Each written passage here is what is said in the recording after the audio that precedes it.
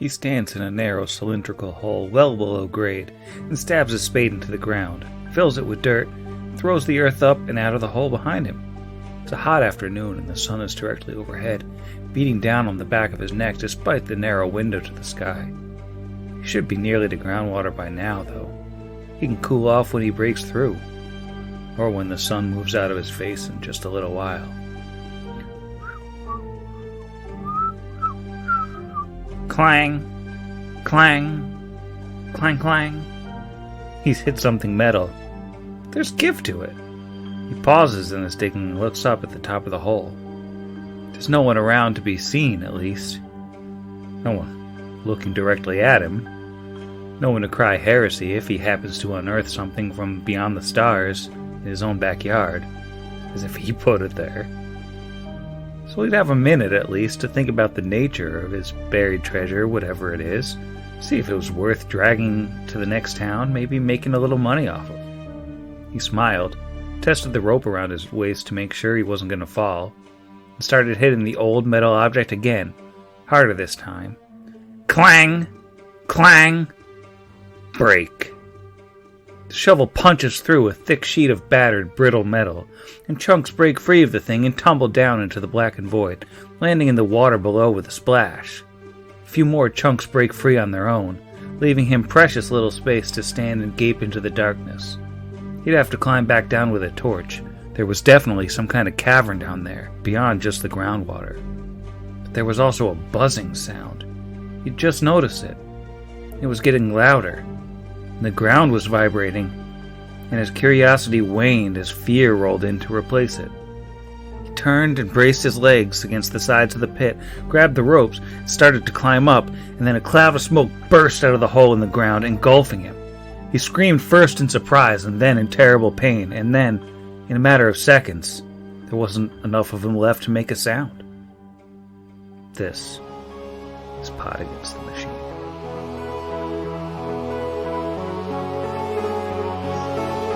Pod Against the Machine.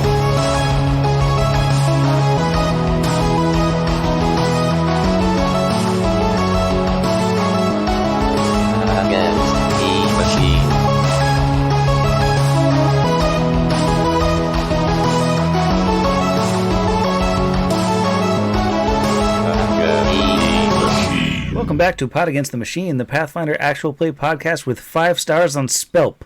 I'm your host, and here's everybody. It's a deep cut. It's not a deep cut so much as we recorded the last episode like 6 years ago.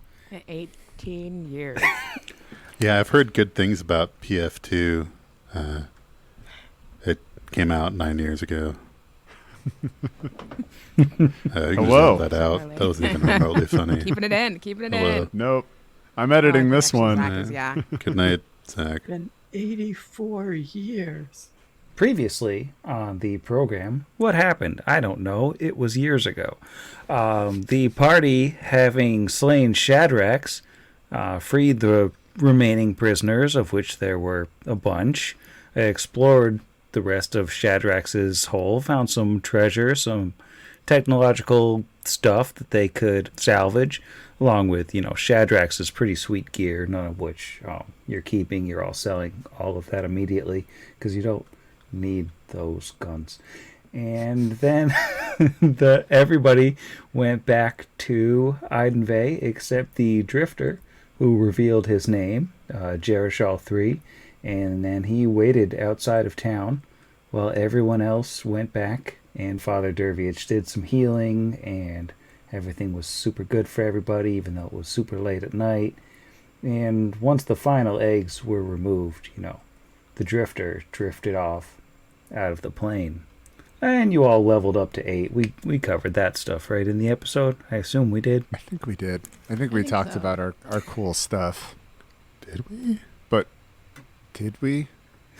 I'm pretty sure I remember I think we did. doing that. Because that was like a good chunk of the episode. Could be.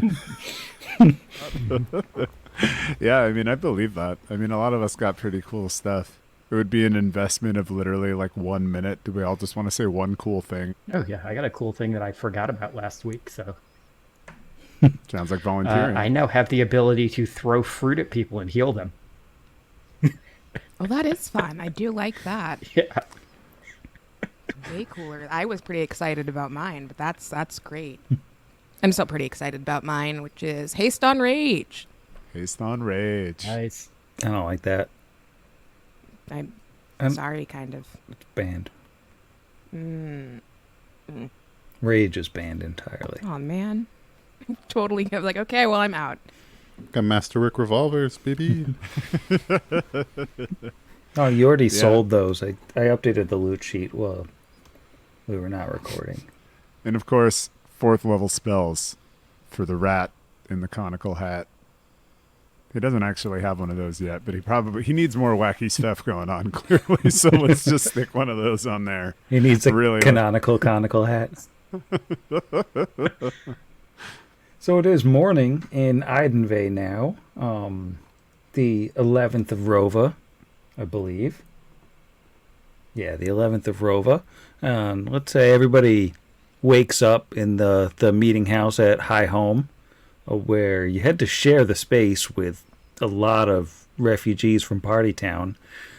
Like there were people sleeping in all the beds. You all probably got prioritized for the beds. But then there's, people on the floors, and it's just generally a pretty crowded situation today. Brixby gets up and first thing casts a disc so he can float over all the bodies and not step on them. Probably a wise move. He's a considerate magic rat. Brixby's on a mission this morning, and he's going to take a stop by his favorite alien? Question mark? Whatever you are.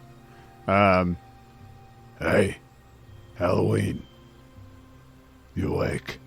And he just kind of turns and looks in your direction with his weird eyes, which you can see because it's morning, so he doesn't have his hood up yet, and he just says, "Yes, I'm awake. What do you need, Brixby?" I think that you and I should seek the services of a priest to try to undo some of the maladies that befell us yesterday's battle. That would probably be a good idea.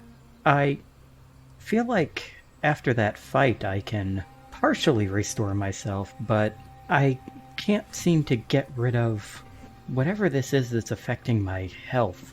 I think it's more like it's drained out of me than just damaged, and I'm not strong enough to get rid of that myself.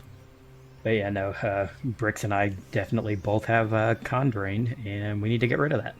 Yeah, so we, I do scoot over and provide some room on the disc, unless Alwyn was looking forward to walking on all the sleeping people, and I don't want to yuck any yums, because I'm quite unsure of what his yums are at this point, but... Yeah, no, I think he'll clamber up on the disc, and I think he doesn't honestly weigh that much more than Brixby, even with his gear. So yeah, no, he just hops up on next to him. Oh yeah, I mean, do you know the amount of Yogwai heads you can fit inside this bad boy? Pats the disc. Yeah, I'll bring a meme up from 2 years ago. Can't stop me. And then we leave. As Brixby says that directly towards the camera. Oh no, and when Kira and Asher wake up, Brixby and Alwyn are just gone. Yeah. How does this keep happening? Yeah, that tracks. We point at somebody and we're like, be me. tell them we'll meet them at the next town. Goodbye. Yeah, we tell Bashari to tell him that. We'll be there soon. Don't worry about it. So I imagine everybody wakes up because I like to think canonically if I cast the disc inside, I have to do a weird thing to get it out through the door like an IKEA couch. So like both Alwyn and I are like, all right, you lay, and it's just a thumping noise that both of you can probably wakes everybody up. I just have a pearl. I could just dismiss this and cast it on the other side. Oh, hello, everyone. We're going to a priest. Is this the beginning of a joke? I do not get it. No, it's not. Both Alwyn and I experienced some of the environmental sickness that was down there We're both feeling a little ill. Yes, whatever was in the caves gave us some kind of space sickness, and it's not great. But maybe that priest, that brother, can help us. Kira looks at Alwyn saying this and then back at Brixby and is like immediately like the Futurama suspicious gif. Fry narrowing his eyes. Yes, go see Aaron Brockovich. I'm sure they can help you. Good morning. With this, Kira looks at Asher and then back like, you can't go. We can't keep splitting up. We should all go together like a fun field trip to Aaron Brockovich. I don't know that they require supervision to get healed. I, for one, have a lot of crafting to do today to be able to utilize these fine weapons that we liberated from the All-Mother. Well, It would be a wacky bottle episode if we... I'm sure you have more weapons to bedazzle and cover in glitter like the last time I was crafting ammo. I mean, yeah, I always have weapons to bedazzle. But maybe we can make a plan to meet up and actually do it this time instead of, leaving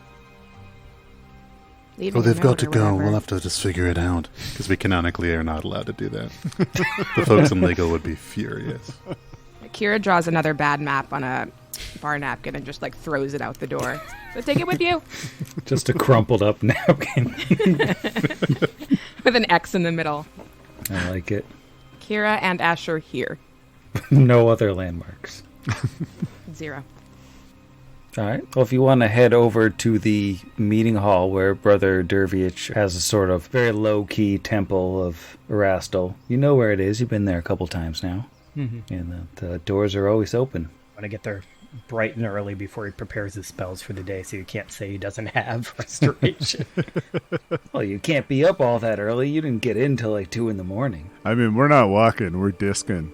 So we could be sleeping right now. We could just float on over there. Sleeping as the disc Sleep takes us. disking. It's like a Tesla. It just pulls up with 2 passed out little guys in it. Oh, no. So on our way over, not sleeping, Brixby is going to look to Alwyn and go,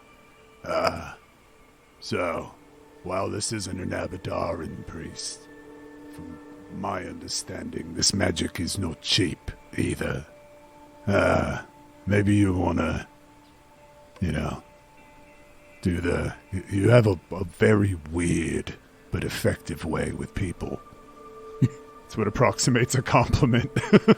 You want me to try to talk him into lowering his price, possibly? Yeah, I think that maybe just, extolling the virtues of our heroic efforts, or whatever. I could certainly try. I've had to do it before. I was surprised by how much everyone puts into money and how much everything costs, so I've had to do quite a bit of bartering since I went out on the road. I think I can probably talk his price down. Yeah, I appreciate that. I normally have another method for the things I can't afford, but this is a little more intangible than I'm familiar with.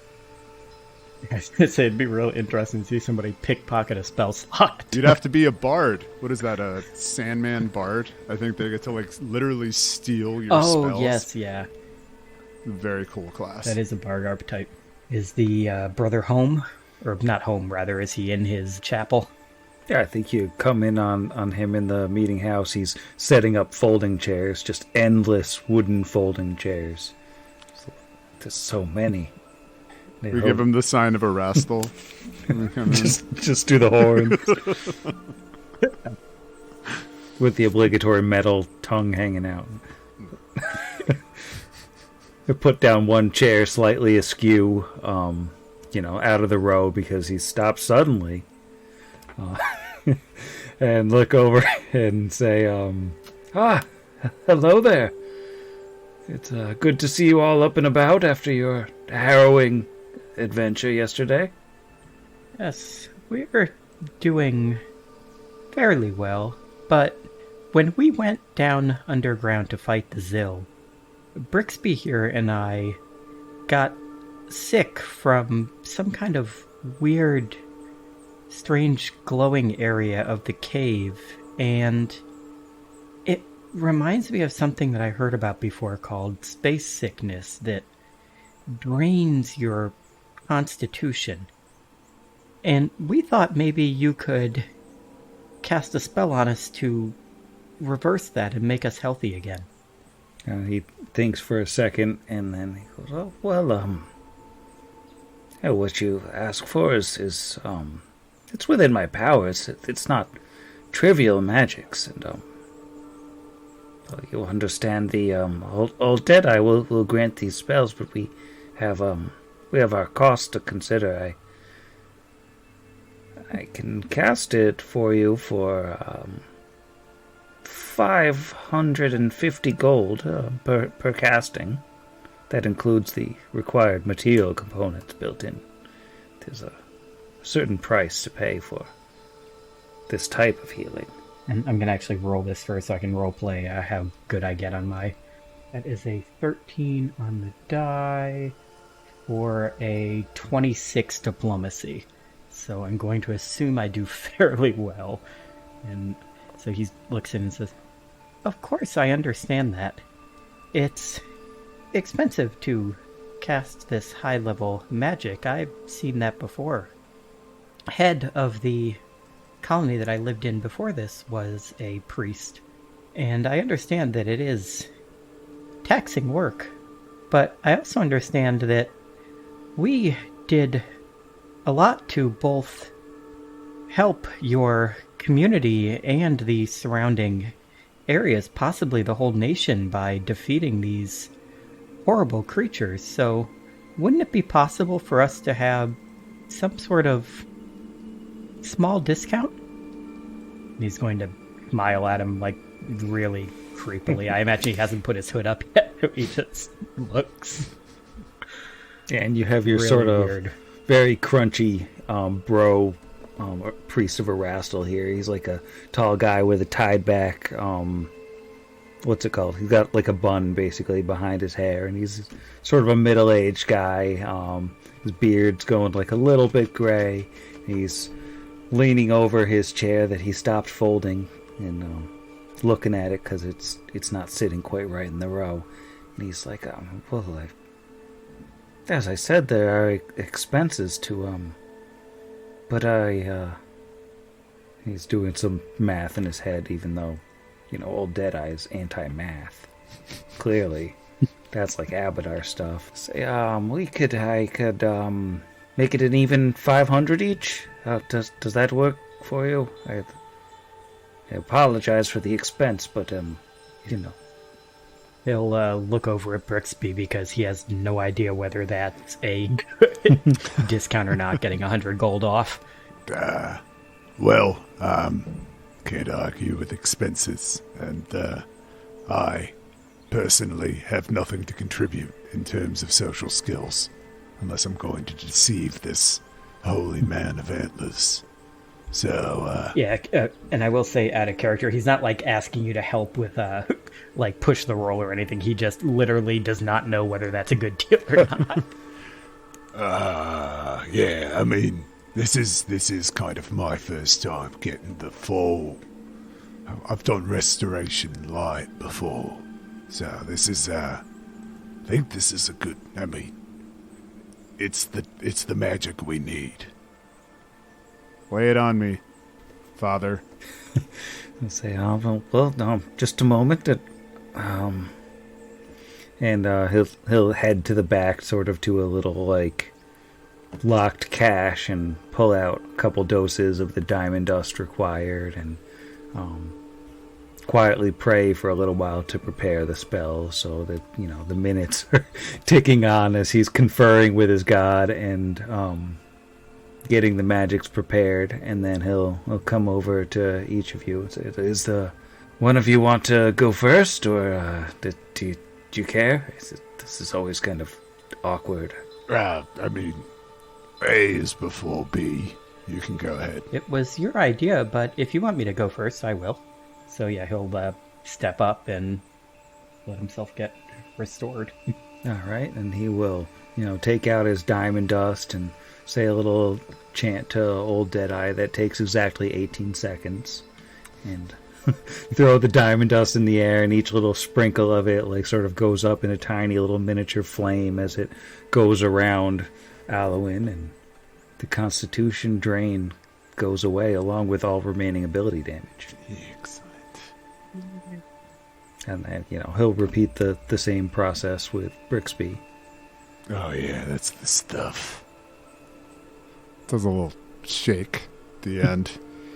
It's further confusing Alwyn if he's a dog or not. It's just a enjoyable little wiggle of having a point of constitution back. Gave me so many hit points that I was missing, which matter when you're a little rat wizard. Father, I appreciate this, and Deadeye smiles on your charitable contribution to the strength and wholeness of this community. I did have a question. Is there a powerful arcane caster here? Or Shoppe, purveyor of spells, scrolls? Even if it's just a lone wizard looking to find some magics. He says, it's brother, please. Not, I don't go by father. That was my father's title. Little joke there.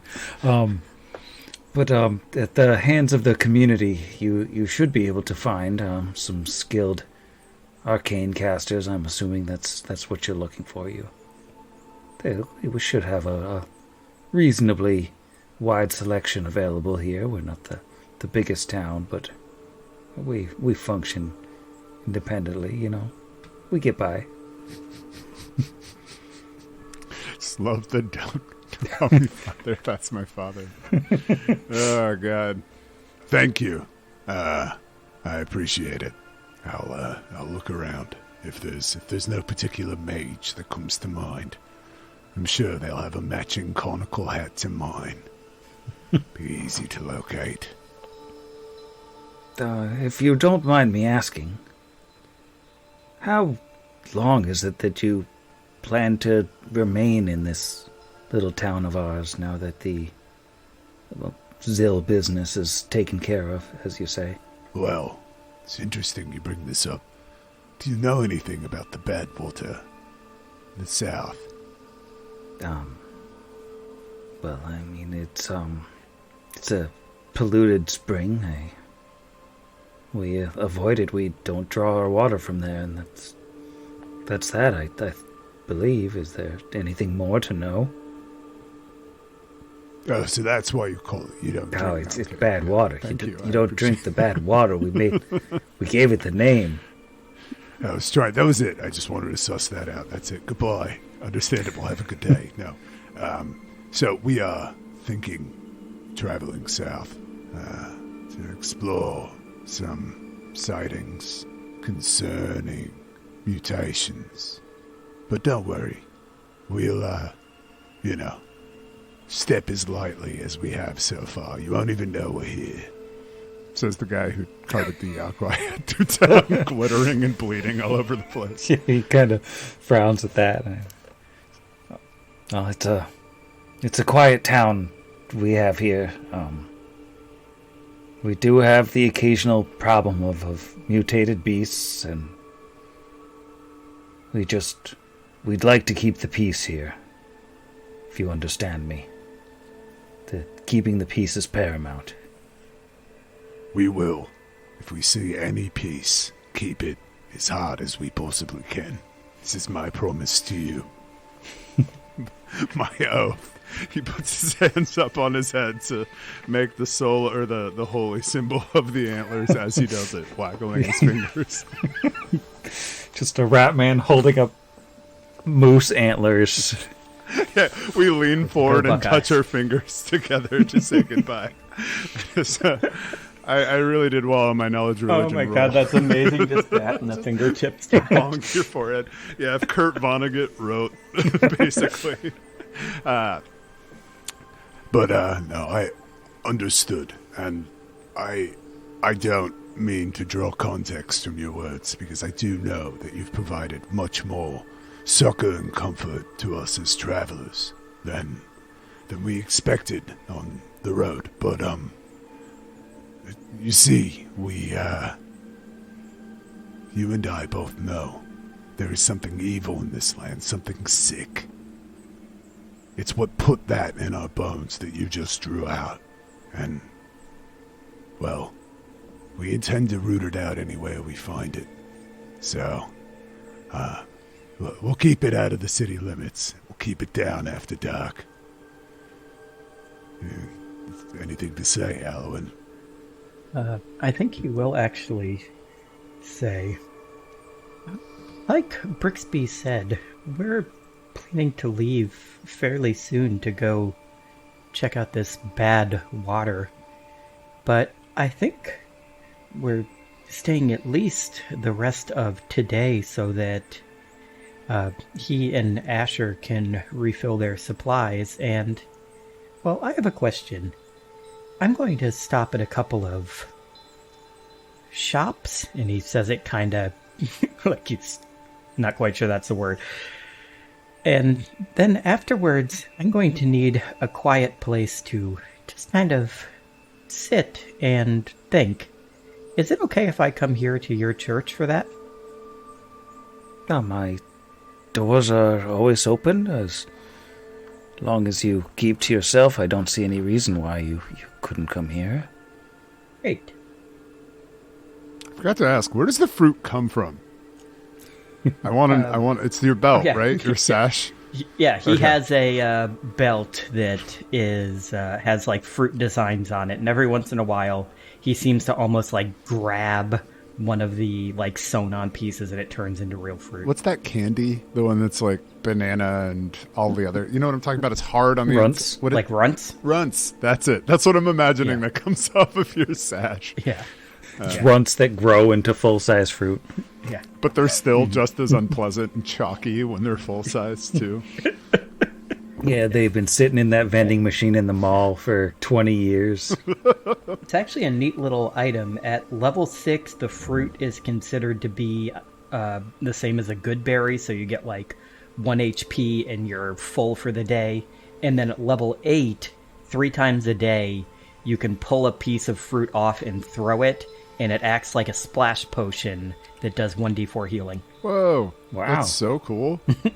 This isn't Tyrant's Grasp or whatever, so we don't necessarily get, like, we have to account for every ration we have. But it is cool, especially across barren Numeria, where I can't imagine... Yeah, like a squirrel with the wrong number of legs. Yeah, the Simpsons fish, just squirrel, basically. Yeah. Well, it's the actual fish, but it's just walking around. I believe Baron Numeria was the leader before the Black Sovereign. All right, so if we cut away from the Temple of Erastil, head back over to High Home, where maybe Asher has found a corner to start working on his guns, or his bullets, rather. Yeah, so he's in that black and white checkered porcelain tile Italian kitchen, and he's set himself up with his melting pots, and he's you can see he's just kind of flipping the revolver chamber open and closed, and he has the rounds that were there, and then the 46 cartridges that he picked up from Shadrach's herself, and he's kind of having like a little doodly-doo flashback. He can remember seeing, the occasional revolver in Alkenstar, but never really getting up to play with one up close. But he's able to kind of pry open one of the metal cartridges and see like, oh, it's just the shell around the normal bullet. I have lots of normal bullets. Okay.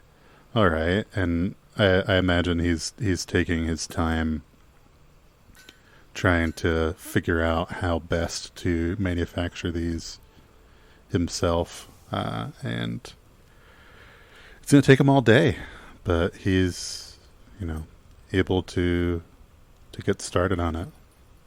mostly taking his most of his mundane bullets that he already had crafted. He had 86, and he is going to be making most of those into the cartridges for these revolvers. Fun fact with the gunsmithing feat, you can craft up to 1,000 GP worth of ammo in a day, and by the power of math and a little fabricate bullets, I was able to work out 990 gold and 5 silver. So really stretching that max of how much he can craft. But by the end of it all, he is going to have 151 rounds he can use in the revolvers, and regular, just mundane rounds, and he's also taking 24 of his adamantine bullets and getting those in metal cartridges. So his beneficial bandolier just is probably blinding in the sun, just all this extra metal, just, oh, good lord. But thankfully he's inside right now. It's just going to have a nice crafting day. All right. Sounds like Asher's busy. No one can eat today because he's taken up the whole kitchen with smelting. Not the whole kitchen. The whole kitchen. Every burner. A third of the kitchen. Okay, a third of the kitchen is smelting, and then the rest of the kitchen is filled with horrible smoke. It's smelting and melting. It's like fondue up in here. And there are no fondue accidents. I wouldn't know. No dairy.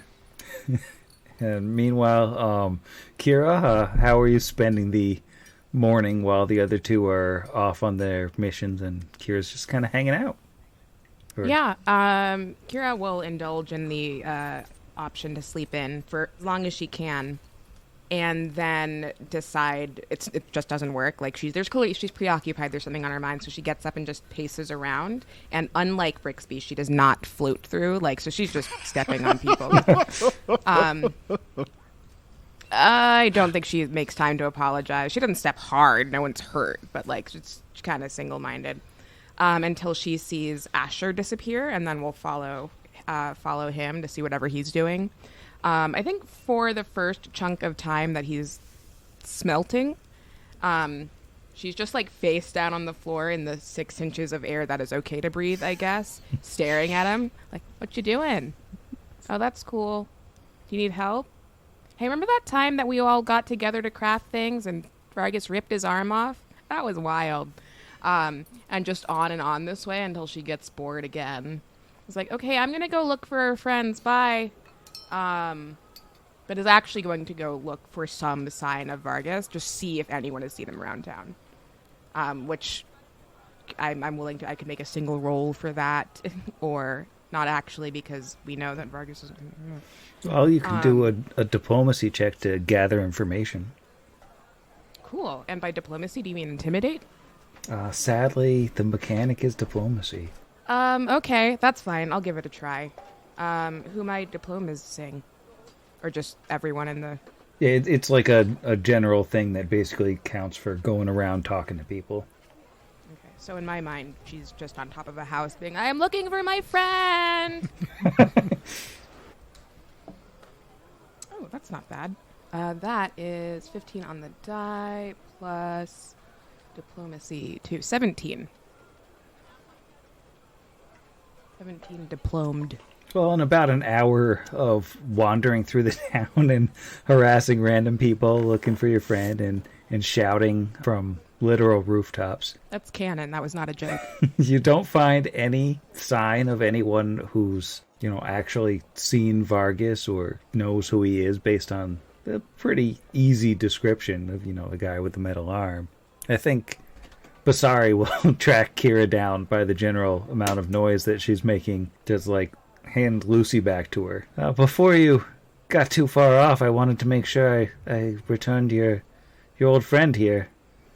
Oh, hey, thanks. Thanks for you the did a loan. good job with it. Yeah, no, I'm glad you didn't fall off any bridges and die. That would have been a bummer. Not just because I like my hammer, because you're cool too. Well, To be clear, I do like the hammer a little more. We're just like so tiny. Such a tiny amount more. she looks a little bit sad looking at the hand. But Anyway. kind of the awkward shuffling of the feet sort of thing. And she goes like, well, I hope you find your friend. I think I'm gonna get out of Numeria. This is kind of an awful place. Where are you going to go? I haven't really decided yet. I thought maybe just take a few days to recover from, being stuck in a wall and almost dying a lot of times. And I remember. then, I don't know, head somewhere that isn't here. Hopefully somewhere with no zills. Yeah, I'm open to suggestions if you got any. Does it have to be outside of Numeria? Because I really only know Numeria. Actually, I really only know Torch. You could probably find someone there. My sister is cool. She's kind of mean sometimes, but mostly cool. Your sister and Torch, you said that's she looks around. That's like west, Kira points. east. Yeah. Yeah, it's somewhere. I don't really do the survival checks, so I can't help you, but it's around. If you just keep walking here in like concentric circles that get bigger and bigger, you're bound to find it. Well, I'll keep that in mind. Oh, hang on. Take this with you. And she'll like go through her bag and just pull out. She hasn't gotten around to crafting yet, so it's not a sticker. It's just a pile. It's like that white paper that stickers come on, and a handful of glitter. She's like, sorry, it's a kind of a DIY thing, but it's good for you. So it's just a white piece of paper with glitter on it? Or she's Yeah, and giving... it's loose glitter. It is not glued down. Nice. She'll hold that and look at the hammer again and go like, oh, thanks for that, and take care of yourself. You too. Good trade. Bye. And off goes Basari into the wilds of Idenvay to not be your helper NPC anymore. Take leadership. Come back. So, speaking of Vargas, I wonder what's happening with that guy. He's probably dead, right? By now. Yeah, probably. Though, oddly enough, as Kira is wandering around town screaming his name, she happens to see... I imagine at some point she gets back to the high home, and she sees sitting outside of one of the windows, like tapping at it, is what looks like a small bird, maybe like a shrike, it might look like, and it has what looks like a small piece of rolled parchment in one of its little tiny bird claws, and it's just pecking at one of the windows. Kira sees this, specifically the, I guess, little note thing attached, and like kind of goes still, like she doesn't want to scare it, and tries to do a sneak approach. It's not great. Stealth is not her strong suit. And then we'll do the classic bird called bird. Hey, bird.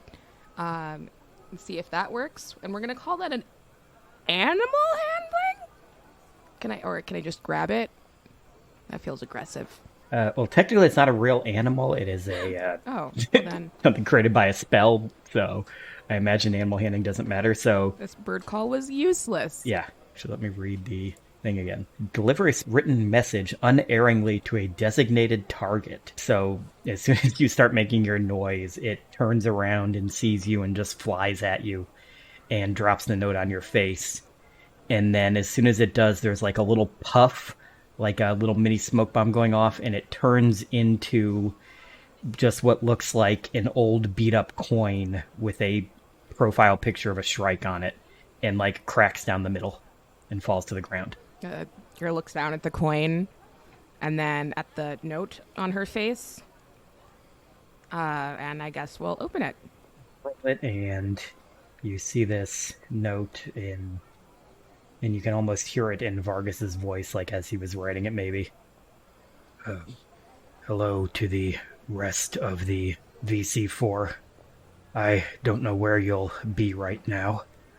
If this magic works as intended, it should be coming to you 3, possibly 4 days after reaching Eidenvey. I'm sure by that point you've long since realized that I would not be meeting you in the town and have moved on, but I've been told that this item will find you no matter where you've gone to. I'm sorry for the deception, but there was somewhere I needed to go, something I need to do. I've begun to work on training this new faith-based power that I awoke after we defeated Hellion. I don't know how long it will take to properly train to use, but until I am sure that I will not be a hindrance to our group, I will have to stay here and work on my progress. I don't know when I will be able to meet back up with everyone. I imagine at this point you've had to flip this thing over, but know that I am sorry for what I did and that I will find you again when I'm ready. Until then, this isn't goodbye, it's just see you later. And then it's signed Vargas Junk Punch. Let's see. So Kira's reading this note, and like there's an as like if you were watching her read it, it's like initial excitement, and then sort of that like I'm sure you figured out that I'm not meeting up with you. I think she gasps aloud, just and at first like almost looks around, like looking for someone, and then goes back to reading. Flips her the note, and by the time she gets to the end, you can see like there are tears in her eyes, but she seems sort of resigned to it. She'll bend down, pick up the broken coin, and put it in her pocket, and then I think fold the note like very, very carefully so she can hand it back to her friends, and put that in her pocket as well. And then I guess go inside. I assume that there are still bodies to step on, just as a coping mechanism. I mean, I think everybody's probably awake by now, and probably all. She makes it worse. Kill time to Step on. Just hey everyone, I just got some pretty tough news. If you all could just stop what you're doing and lay down on the floor, I'd really appreciate it. Oh, this is highly irregular.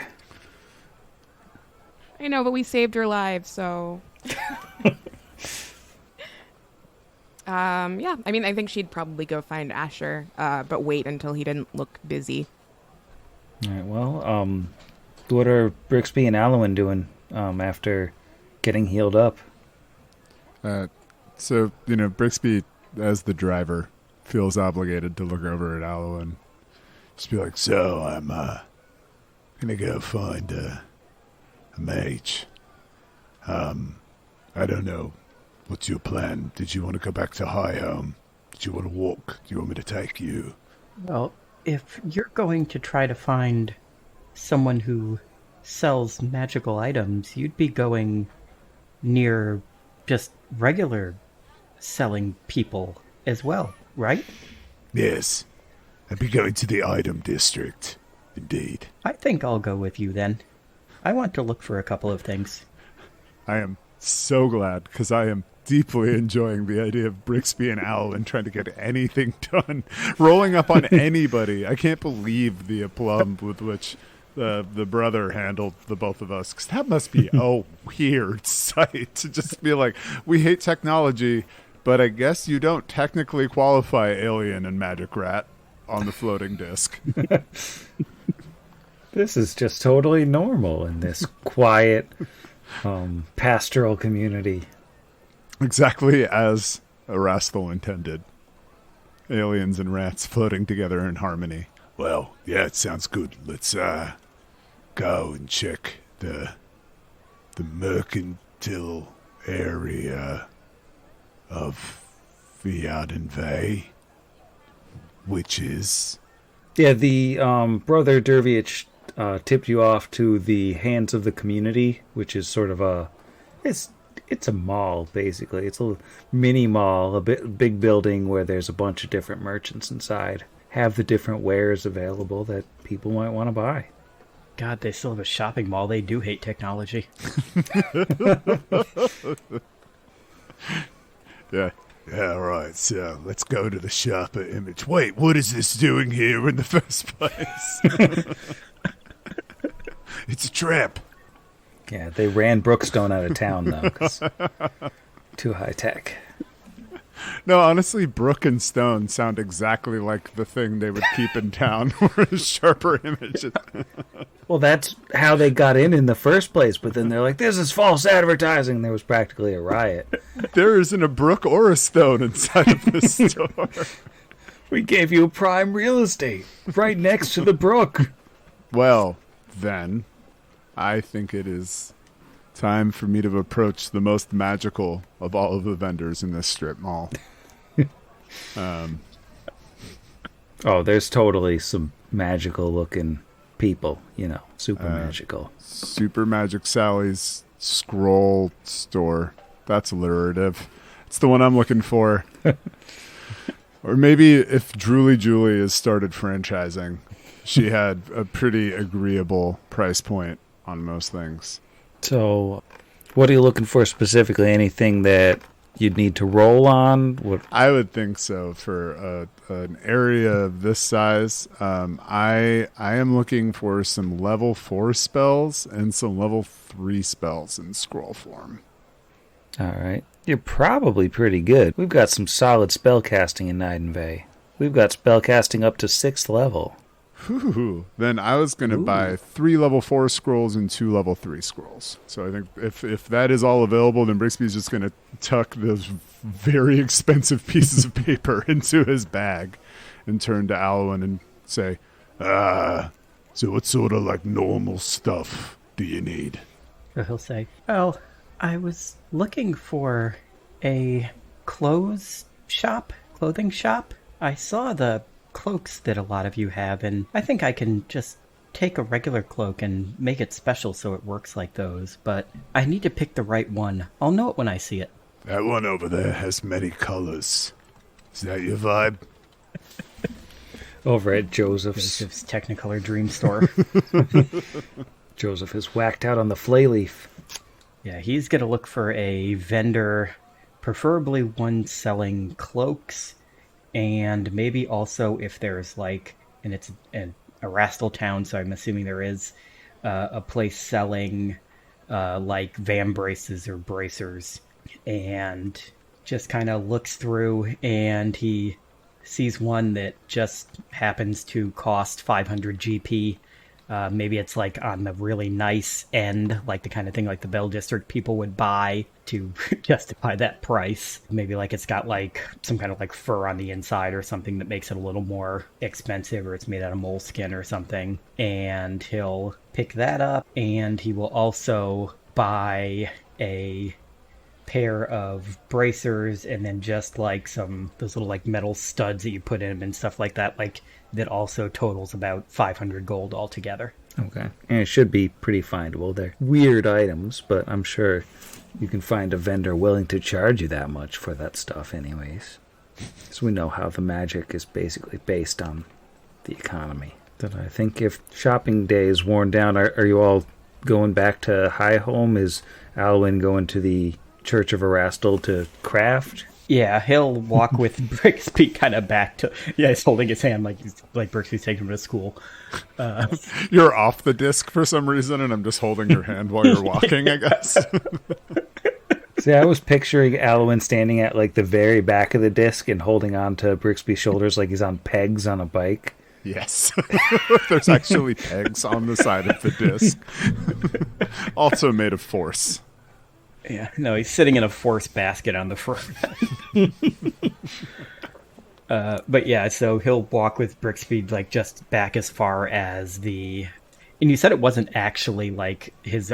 he didn't actually have a temple. It's just in the meeting room of the meeting hall, right? It's... Yeah, it's just a very low-key kind of Just a big wooden one-story building with like lots of windows and lots of open space for gathering, but it's not like a super formal temple, and like the shrine at the front is very simple. And Yeah, so when they get back that far, he'll hand the bracers and the stuff that he bought with them like in a little shopping bag to Brixby and say, "Could you bring this back and put it with the rest of my things if you're going back to High Home?" Yeah, of course. Totally. I'm going to sit in here and, well, I can make this like yours, but I need a nice, quiet place, and I like these temples, even if their gods aren't really gods. So I'd probably be spending most of the rest of the day here with the brother. Oh, wow. Yeah, it's amazing how that Yonve poke gets caught in your throat. What do they even make it out of? Where do they find the fish around here? Is it just raw venison chunks, brother? Anyway, well, don't listen to anything he really says. He doesn't mean it, and he's very dear to me. I know it's not an elk, but, you know. Anyway, well, goodbye. Brixby is just like, this is a terrible idea, leaving him inside of a temple with a priest who doesn't really find our antics cheeky or endearing necessarily, despite they are objectively cheeky and endearing. So yeah, Brixby leaves with the stuff. And it's just like, this is going to be something. Alwyn gets murdered. I sure hope that we're not bringing him out or like taking him out of jail later. But it's just the same place where the Drifter was. It's just where Alwyn is. At this point in the day, like, Alwyn's spending some time in the temple to work on his crafting, and Brixby's heading back to where Kira has gotten the news, and Asher's probably been crafting for a while, so maybe it's time for the three former very capable four people to have a little discussion. You sit in silence and stare at each other until someone breaks. That's too realistic. I do think that, like, after Kira's read this note, she will go find Asher and sit near him, but just not say anything. I think for probably and rarely since you've known her, she's been like this quiet and is just sitting, theoretically waiting, but mostly just not talking. And I think, considering Asher's crafting over 100 bullets, by the time he's partway through, he's got it down to muscle memory and can just kind of keep working while he looks over and sees that, Kira's pretty quiet. Did she fall asleep? And I'll kind of look and it's like, no, she looks like she's awake. And I'll say, well, is everything all right? She does that thing where you kind of like, you're zoned out and someone says your name, like, what? And then sort of remember where she is. Like, yeah, I'm okay. I got a note from Vargas. He's not dead. And we'll like dig in her pocket and like hand it over. I think just wait. I don't think she says anything else. I think she just waits. All right, Jero, recite the entire note again. Yeah, go ahead.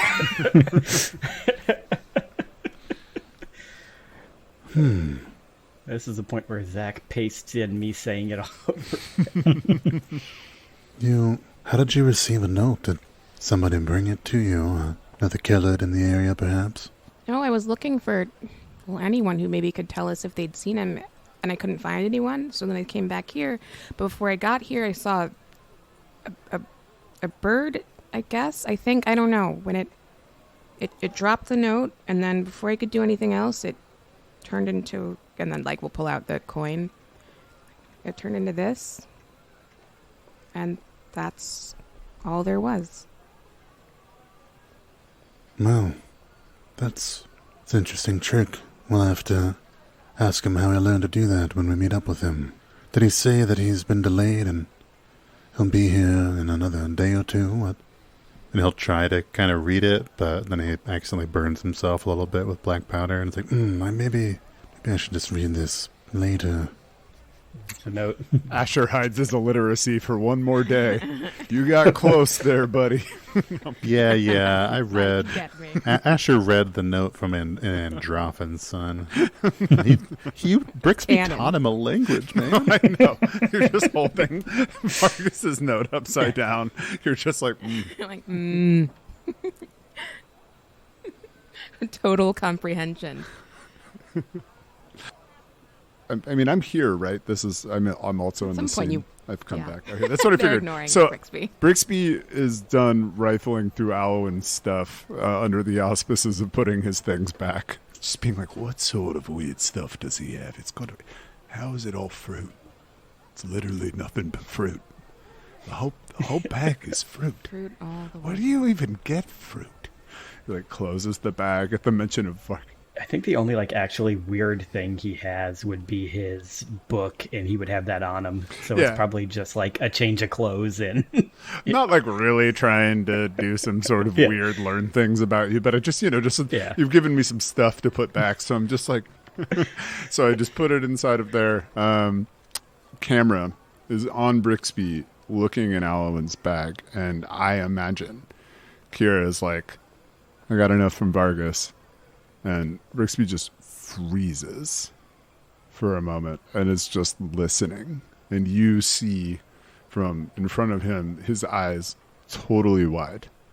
And then he realizes that he stopped in a suspicious way and starts like going back to rifling through their party mate's stuff, which is not suspicious at all, accordingly. Is just like listening in both ears, kind of just directed back in the satellite dish sort of way, and then turns around.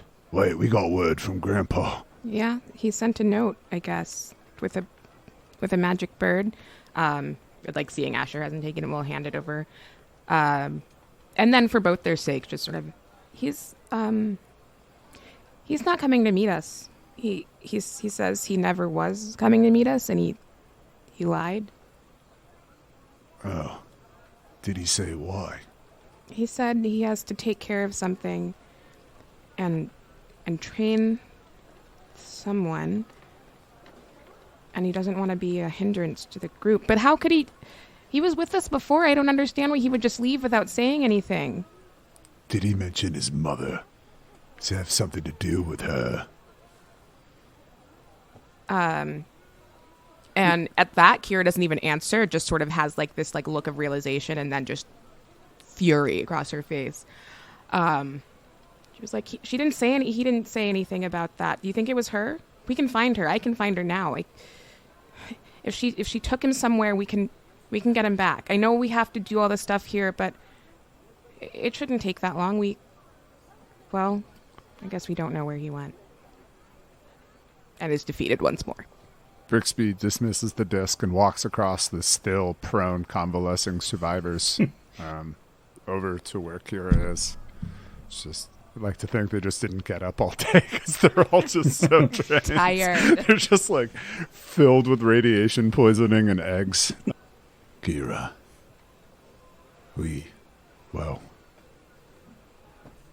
This horrible land brought us together out of necessity. And the evil that bubbled up in Torch, well, we learned it wasn't just there. It's everywhere across this damn blasted plain. Wherever Vargas is, he's fighting the same fight we're fighting. He knows how to find us. And he contacted us. Which means he's still alive. I hope that doesn't come off as insensitive, but well, with a man like that, you can never be sure. I'm confident he'll come back to us. All this evil is going to lead us to one place, I know it. Just kind of looks off into the distance, looks back. I'm not even the same man I was a month ago. When I first met you. All of you. The changes that have happened to me, to you, to him. Well, They aren't what I expected. I imagine people feel exactly the same.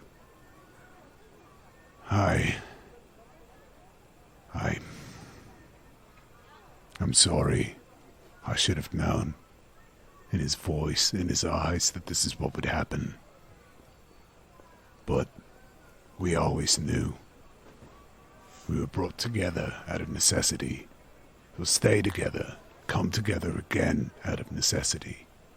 He'll never be too far from us. Kira first, looks in the direction that Brixby looked, like she can, oh, there's the evil over there, and then realizes that was a metaphor. It's just one of the people on the floor. I'm just staring directly. Like, you. Kira goes to pick that person up and throws them through a window, and then comes back. Says, I wish he had taken us with him, and then we would know that he's okay. Can you do this too? And we'll, point at the coin in her hand. It used to be a bird, but now it's not. But it had a message before, and we can send something back and let him know where we are, and then when we have our evil meetup reunion, no one will be surprised. Unfortunately, Brixby pulls out his spell book, not Maros, but his. This one right here, the only thing I have under coin is, I can turn this into a weapon. It's got coin shot. If you want to take out that one guy on the floor that all of Numeria's evils are. How far can you throw it? I still have the thing open on that if you want to roll spellcraft to see what this item was. Oh yeah, I suppose I could do that. I am a wizard who is much smarter After all. than the person who plays him. Oh man, I rolled a 7 for a 22. I think that Yeah, because covered. would that it's Let me look it up. what the Do caster a level hover is for here. that. caster level 12. Oh, so maybe not then. I don't think it would. Yeah, never mind. It's a cheap item, but it's a really high caster level. Yeah, couldn't make it. Oh yeah, Yeah. so yeah, that doesn't make it. Yeah, you don't know what it was. I have no idea. Thank you, GM Jarrell. I have no idea. Thank you. I can't get over it. That's a 300 GP item, and it's caster level 12. It's I insane. know that some powerful magics that can only happen once. Are within our grasps, but this, whoever made this, far exceeds my magical skill. Puts his hand on the note, kind of pushing it down. I imagine Kira's still kind of holding it, kind of rereading it. Puts his hand on it. We know he isn't ready to be found yet. He intentionally left us. And we have to hope he will intentionally come back to us. Because he knows we need him. Numeria needs him. And I think she's been just staring at the note in her hand this whole time. But at that last, he'll come back to us. She sort of considers for a second and nods. He said he would. He promised. And we still have to find that scary lady with the scars. If you do find a way to contact him, though, let us know. And we can send a message, like a telegram with singing. He loves singing. Jolly guy if I ever met one. Old people do love singing telegrams. They do. Famously. Hello, my baby. Hello, my Vargas. Hello, my ragtime Vargas. Every noun is just Vargas. No information conveyed. Well, is there anything else the party wants to do in the sort of evening now, since you got such a late start on the day and we're at least 8 hours in? I do think before we wrap this up, I think, Kira will fold the note back, put it in her pocket alongside the coin just to keep it safe. And look at Asher and Brixby and be like, okay, well, I'm glad we still have each other. Wait, where's Alwyn? I just assumed he was standing there silently. Oh my god, we forgot Alwyn! And then It's just cut to him shaving with the Christmas music in the background. Doop, doop. So yeah, no, Brixby in between all of this has been, ever since he got back, he's been sitting on his bed until he went over to talk to Kira, scrawling in his book. This is why he was able to bring it out and show the coin spell he had. He's copying down the scrolls. You see this scratchy writing going into his book. A scratchy writing that is very similar to the spell book and the note that he got from his friend Vargas. Dun, dun, dun. Dun dun. I think Took a that's skill rank in forgery. Craft calligraphy. Yeah. He's just writing in really cool metal font now. Asher would spend an hour after he's done crafting, just because there's not enough he could do, to fix his +1 pistol, bringing it down to only 2 misfired guns to fix. wow.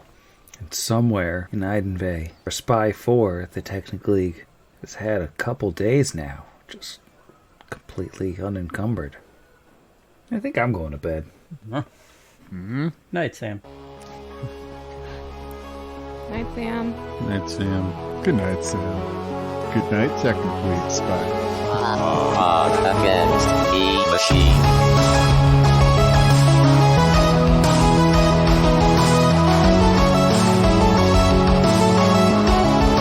Against the machine.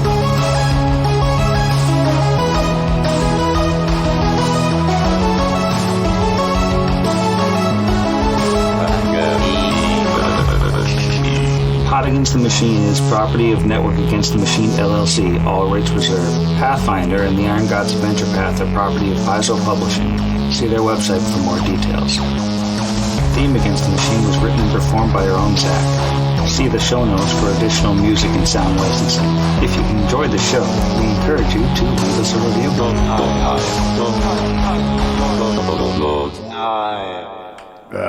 Well, to restore the vitality to my ratty body, you also are looking a little sickly. More so than usual. You want to get on the disc, loser. We're going restoring. We can cut that. No, I basically know we got there's the Bells district, the Bell district, which is like the relatively rich place and where they also keep prisoners.